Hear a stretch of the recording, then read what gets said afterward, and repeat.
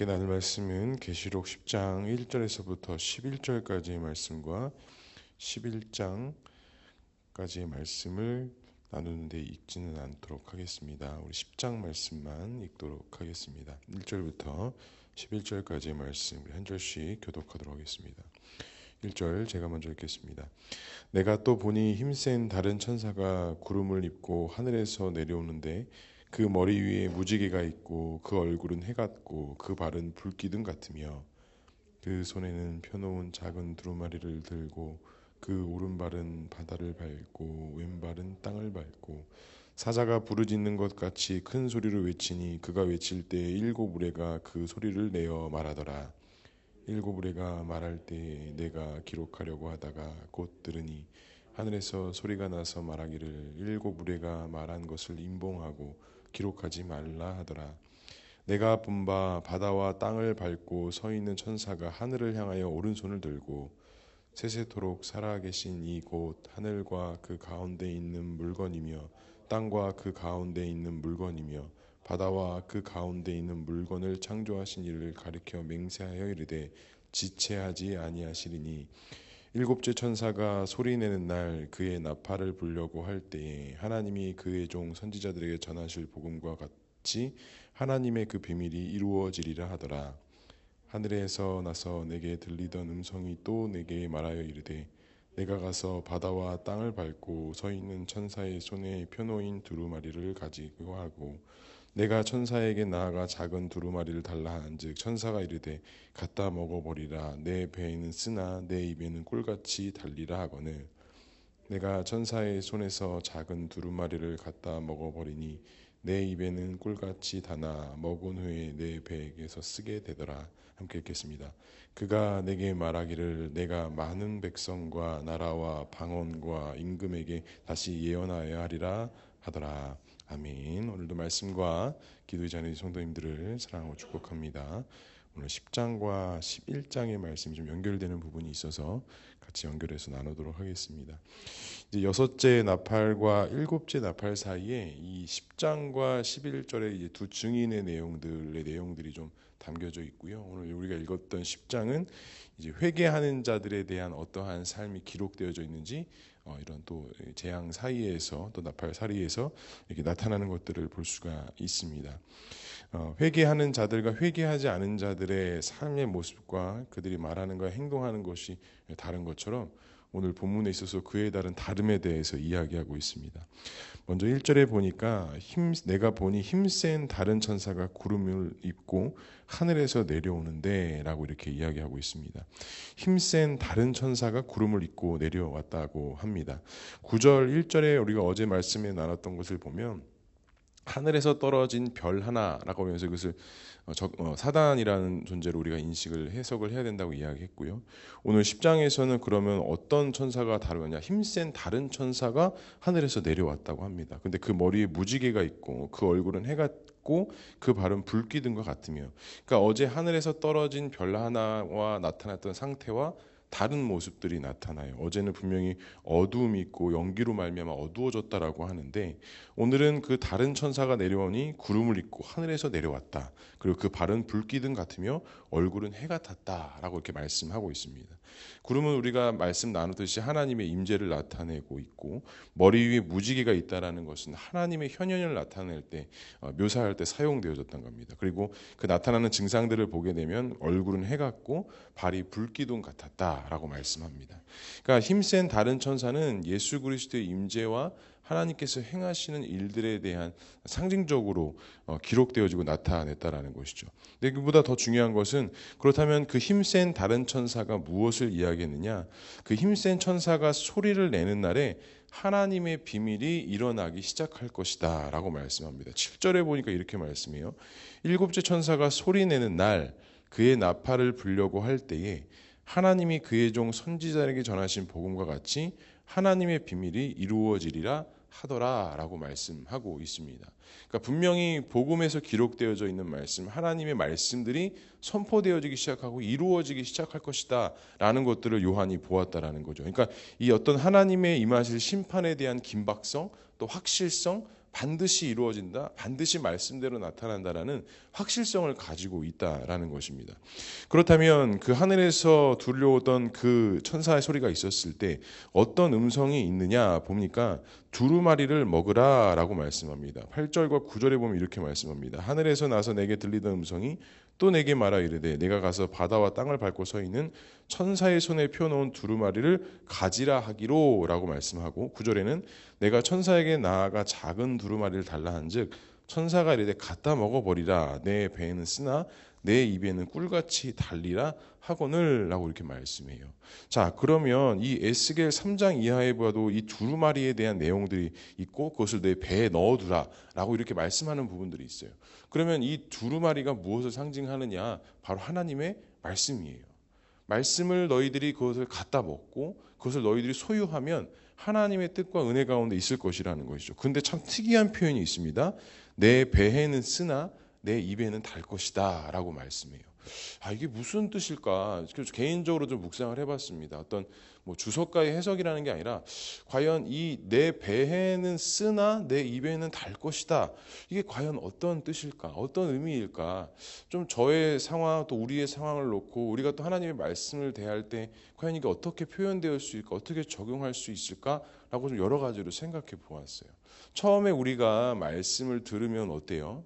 막 은혜가 있고 막 꿀송이 같이 달달하고 이야기하잖아요. 그런데 어때요? 그 꿀송이 같았던 말씀대로 내가 살려고 하면 어떻죠? 고민이 많아지죠. 생각이 많아지죠. 갈등이 많아지죠. 전 그렇게 표현으로 들리더라고요. 우리의 입에는 달게 느껴지나 그것이 내 속에 들어와 그것이 내 안에 풍성하게 될 때는 우리의 배를 쓰게 하는 그런 일들이 있다라는 겁니다. 참 그런 표현이었던 것 같아요. 그래서 10절에도 이렇게 이야기합니다. 내가 천사의 손에, 그러니까 이제 요한의 입장에서 말한 거예요. 내가 천사의 손에 작은 두루마리를 갖다 먹어버리니 내 입에는 꿀같이 다나 먹은 후에는 배가 어떻게 됐대요? 정말 쓰게 됐대요. 와, 이 표현도 어떻게 보면 그 천사의 말의 표현과 이 요한의 표현이 되게 같다라는 거예요. 그러니까 처음에 말씀을 먹었을 때는 막 꿀같이 달고 막 감동이 있고 막 환호가 있고 와, 어떻게 이런 하나님의 은혜가 있을까라고 우리가 감동하지만 우리가 그 말씀대로 살려고 하고 내 속에서 체질화가 되려고 하면 어떤 일들이 있어요? 저항이 나타난다라는 거예요. 내 안에 있는 본성과 하나님의 말씀에 저항이 일어나면서 그것은 내 배에서 쓰기도 하고 고난스럽기도 하고 역경이 되기도 하고 아픔이 있다라는 거죠. 로마서 8장 17절에 보면 이렇게 말씀합니다. 자녀이면 또한 상속자요 곧 하나님의 상속자요 그리스도와 함께한 상속자니 우리가 그와 함께 영광을 받기 위하여 모두 함께 받으래요. 고난도 함께 받으래요. 그러니까 여기서 고난을 받는다라는 것이 단순히 그냥 우리의 삶 속에서 찾아오는 어떤 어려움의 그런 고난이 아니라 우리가 하나님의 상속자고 예수 그리스도의 자녀된 자의 삶을 사는 것에 있어서 풍성함의 은혜도 있지만 그와 함께 무엇도 생각해야 된다. 그에 따르는 수고와 노력과 감수와 고난, 역경도 너희들이 함께 받아야 될 것이다 라고 이야기해요. 그러다 보니까 오늘 이 요한계시록 말씀과 이 로마서의 말씀을 좀 연결지어서 다시 한번 정립하자면 성도의 삶에 있어서 복음을 통해서 구원받고 감사와 은혜로 살아가는 길 가운데 모두 함께 있다라는 거예요. 고난도 있다라는 거예요. 그 고난이 옵션이 아니라 그 복음적인 삶과 제자 삼는 삶 가운데 고난은 뭐라는 거예요? 옵션이 아니라 필수라는 거예요. 분명히 말씀에 말씀하고 있어요. 함께 받아야 할지니라. 그러니까 우리가 삶 속에서 느끼는 어떤 고난과 역경들, 그 고난의 표현들은 여러 가지가 있을 수 있겠죠. 뭐 우리가 뭐 경제적인 어려움, 관계적인 어려움, 물질의 어려움, 뭐 여러 가지 어려운 상황들, 또 어떤 신앙과 생활하는 데서 육신의 질병으로 인해서 고통받고 어려움 당하는 그 모든 것들이 우리가 그리스도의 고난에 참여하고 함께하는 것이다라고 말씀하고 있는 거예요. 그러니까 고난은 옵션이 아니에요. 우리의 어떤 잘못으로 인해서 온 것이 아니라 우리가 이 땅 가운데서 예수 그리스도의 말씀으로 살아가는 데 있어서의 고난은 필수적인 거라는 것입니다. 절대로 피하거나 외면할 수 있는 것이 아니라는 거예요. 근데 우리는 어때요? 막 이 고난이 빨리 끝났으면 좋겠고 하나님의 응답이 빨리 있었으면 좋겠고 좀 하나님의 그런 어떤 풍성함의 은혜, 형통함의 은혜가 있었으면 좋겠고 또 거기다 두고 또 다른 사람하고 비교하면 어때요? 저 사람은 참 잘 풀리고 잘 믿음으로 사는 것 같은데 나는 왜 이럴까? 이런 말도 우리가 습관적으로 하지 않습니까? 그런데 오늘 말씀을 통해서 우리가 좀 다시 한번 정리할 것은 그거는 옵션이 아니라는 거예요. 누구의 잘못, 나의 실수 때문에 오는 것이 아니다라는 거예요. 그러니까 우리가 가지고 있는 교리와도 참 맞아 떨어집니다. 우리가 하나님의 말씀을 가까이 할 때 내 입에는 참 달고 참으로 감격스럽게 다가오지만 그 말씀이 내 안에서 체계화가 되고 정체성이 되고 그와 같은 말씀대로 살려고 할 때 찾아오는 그 고난과 역경은 반드시 우리가 뚫고 지나가야 하는 인내의 삶이라는 것입니다.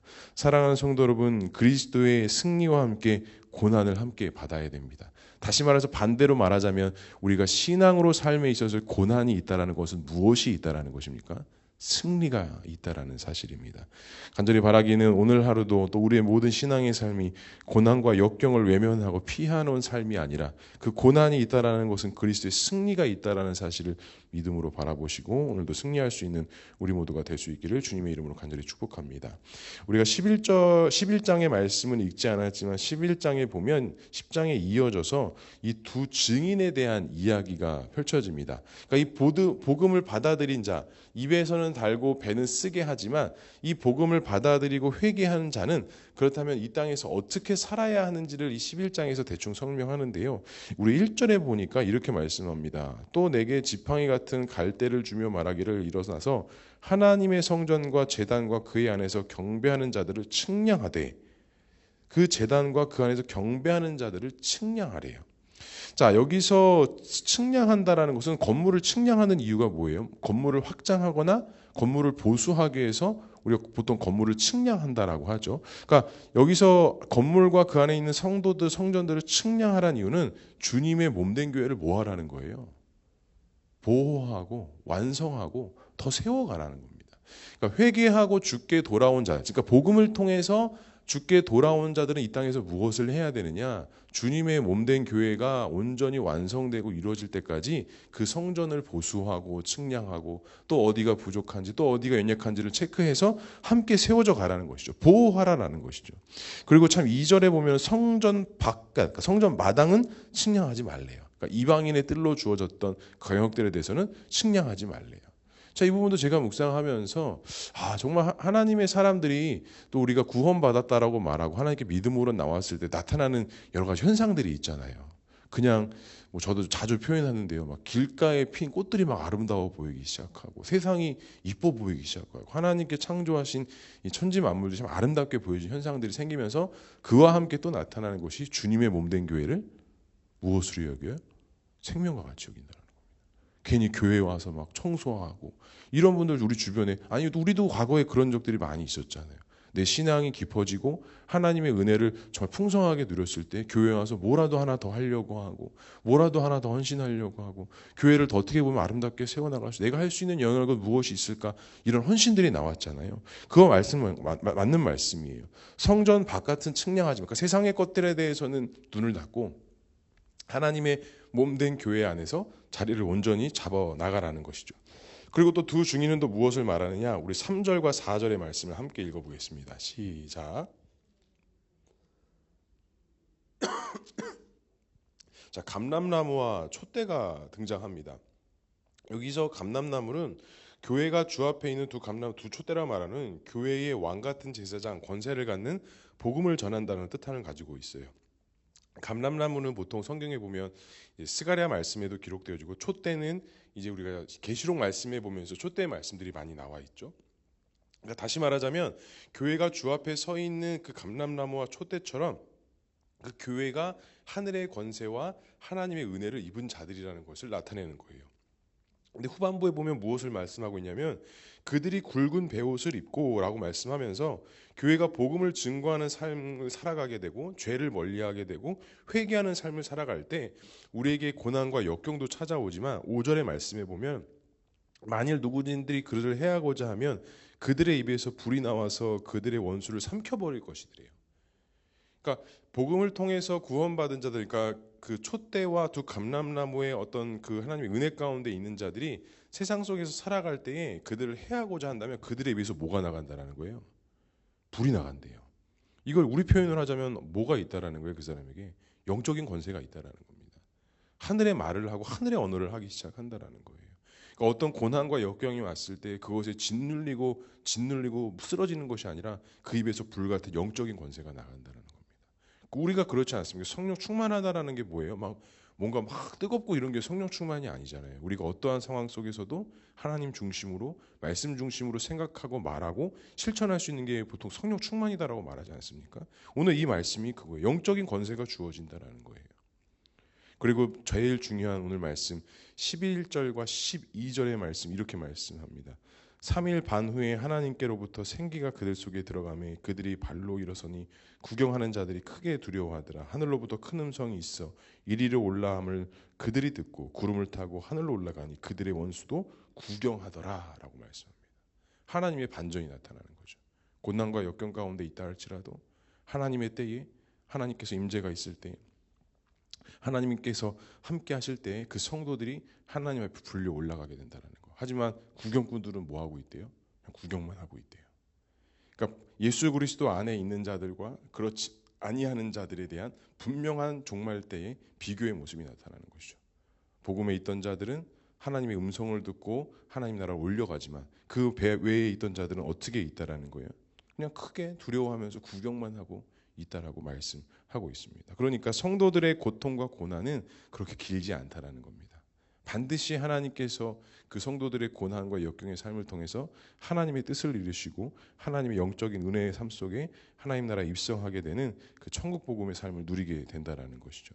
사랑하는 성도 여러분, 하나님의 이러한 반전이 우리의 삶 속에도 있음을 믿음으로 고백하시기 바랍니다. 우리가 그러한 하나님 나라를 소망하고 꿈꾸는 자들로서 오늘 하루도 살아갈 때 이 땅을 위해서 살아가는 것이 아니라 하나님 나라 영광을 위해서 살아가야 되고 그 하나님 나라를 소망하면서 이 땅에서의 삶을 감당하고 인내해야 된다는 것입니다. 오늘 하루 우리에게 적용할 수 있는 것이 무엇일까요? 나는 과연 어떠한 믿음의 삶을 살고 있는지, 이 땅에서의 어떤 누림을 위해서 삶을 살고 있는지, 하나님 나라 영광을 위한 소망을 살고 있는지 간절히 바라기는 오늘 말씀을 잘 기억하시고 우리가 복음을 누리고 복음으로서 구원받은 자들로서 이 땅에서 감당해야 될 것들, 누려야 될 것들을 온전히 누리고 승리하는 우리 모두가 될 수 있기를 주님의 이름으로 간절히 축복합니다. 같이 함께 기도하겠습니다.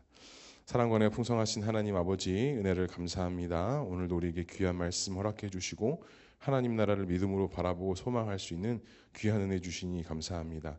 하나님, 우리가 오늘도 하루도 살아갈 때에 복음을 소유하고 구원받은 자로서 살아갈 수 있도록 주님 인도해 주시고 우리가 부족하고 연약하다 할지라도 하나님께서 함께 하심을 믿고 믿음으로 살아가는 우리 모두가 될 수 있도록 주님 인도하여 주시옵소서.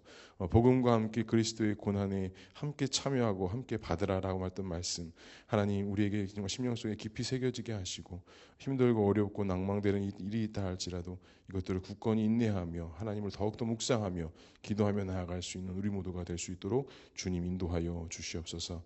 또 우리 각자 가지고 나온 기도의 제목들이 있습니다. 이 시간 기도할 때 간구할 때에 하나님께서 특별히 응답하여 주시되 하나님의 방법과 뜻대로 응답되어지게 하시고 하나님의 깊으신 뜻의 은혜를 발견하며 나아가는 귀한 시간 될 수 있도록 주님 인도하여 주시옵소서. 하나님께서 함께 하실 것을 믿사오며 이 모든 말씀 예수 그리스도의 이름으로 기도합니다. 아멘.